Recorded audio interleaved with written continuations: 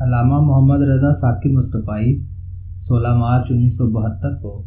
ایک دیندار اور مذہبی اور روحانی شخصیت خواجہ دین محمد مصطفائی کے گھر پیدا ہوئے۔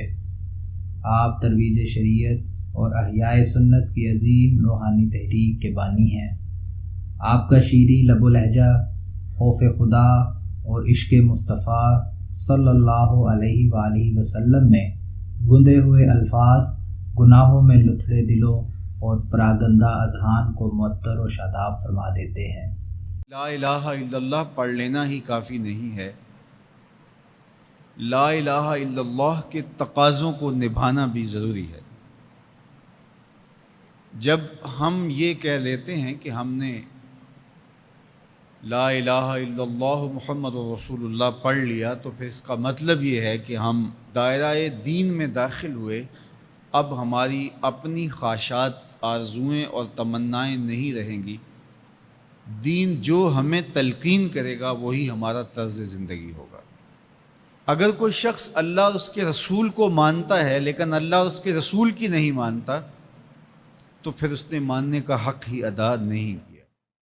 سوشل میڈیا پر آپ کے لیکچر ہمیشہ ٹرینڈنگ اور علم و نور کے متلاشیوں کو سیراب کرتے رہتے ہیں۔ اشاعت دین کی خدمت کے لیے گجرانوالہ میں عدالت المصطفیٰ کا قیام عمل میں لائے اور وہیں وسیع و عریض رقبہ پر مرکز مصطفیٰ بھی تکمیل کے آخری مراحل پر ہے۔ فیس بک اور یوٹیوب پر آپ کے نام سے قائم پلیٹ فارمز دینی آگاہی اور پیغام عشق مصطفیٰ پہنچانے کے لیے ایک مضبوط IT ٹیم ہمہ وقت مصروف عمل رہتی ہے۔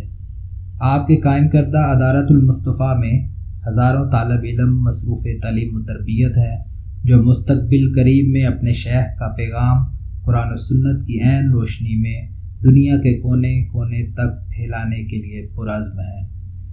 کچھ معروف ناموں میں ڈاکٹر عبداللہ آصف، حفیظ اللہ مصطفائی، علامہ تنویر سالک، علامہ خالد مصطفائی، یامین مصطفائی، محمد تنویر الحسن مصطفائی اور محمد فہیم مصطفائی ہیں، جو اپنے استاد اور شیخ علامہ رضا ثاقب مصطفائی کے شانہ بشانہ ملک کے طول و عرض اور بیرون ملک اشاعت دین کے فروغ کے لیے سرگردہ ہیں۔ نہ صرف پاکستان بلکہ عالم اسلام میں آپ ایک ممتاز مقام و مرتبہ رکھتے ہیں۔ اس کی وجہ آپ کا مشن ہے۔ اچھی طرح سے ذہن میں رکھیے گا کہ اسلام صرف اعتقادات کا نام ہی نہیں ہے، بلکہ یہ ہماری مکمل معاشرتی زندگی، ہماری مکمل اقتصادی زندگی، ہماری اخلاقی اقدار، ہماری تقویم، ہمارے رسوم و رواج، طرز معاشرت، ایک ایک چیز میں اسلام کامل، اکمل اور مکمل رہنمائی دیتا ہے۔ تو جب ہم ایمان کی دولت سے مالا مال ہو گئے تو پھر اسلام کے دیے ہوئے ضابطے کو ہمیں حرف بحرف پورا کرنا پڑے گا۔ تو جو شخص اسلام کے دیے گئے اصول و ضوابط کے مطابق زندگی گزارتا ہے اور صالح اعمال اس کی زندگی کا شعار بن جاتا ہے، تو پھر اللہ اس کو صلہ کیا دیتا ہے؟ ایک تو آخرت کا اجر ہے جو اس کو عطا کیا جائے گا، وہ تو ہے ہی ہے، لیکن اس دنیا کی زندگی میں بھی اللہ جل شانہ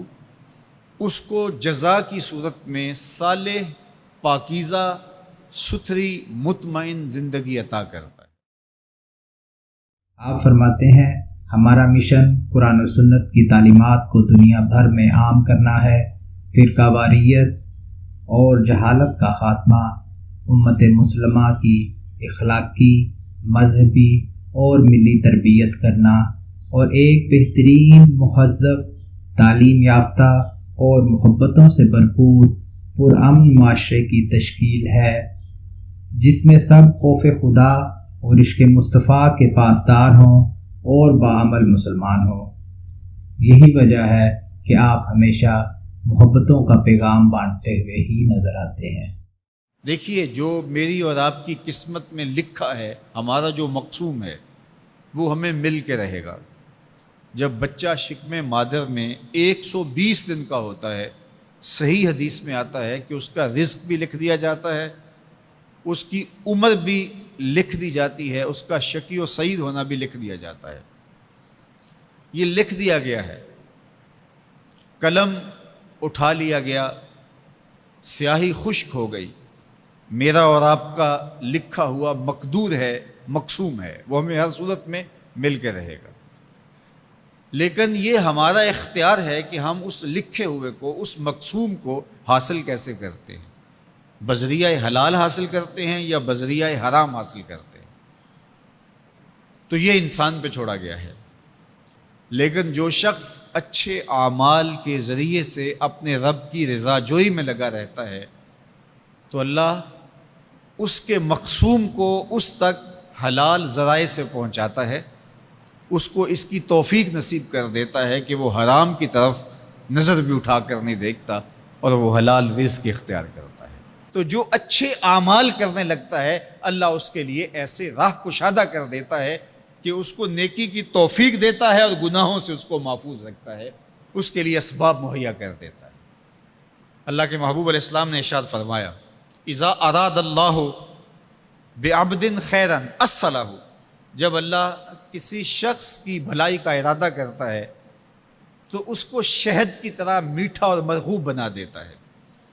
صحابہ نے پوچھا، یا رسول اللہ صلی اللہ علیہ وسلم وکیف اصلہ، اللہ اس کو کس طرح میٹھا کر دیتا ہے، کس طرح مرغوب بنا دیتا ہے؟ تو اللہ کے محبوب علیہ السلام نے ارشاد فرمایا کہ اللہ مرنے سے قبل اس کو اچھے اعمال کی توفیق نوازتا ہے، اور پھر فرمایا فَيَقْبِضُهُ عَلَيْهِ، اور وہ نیکیاں کرنے لگ جاتا ہے کہ اللہ اس کی روح قبض کرتا ہے۔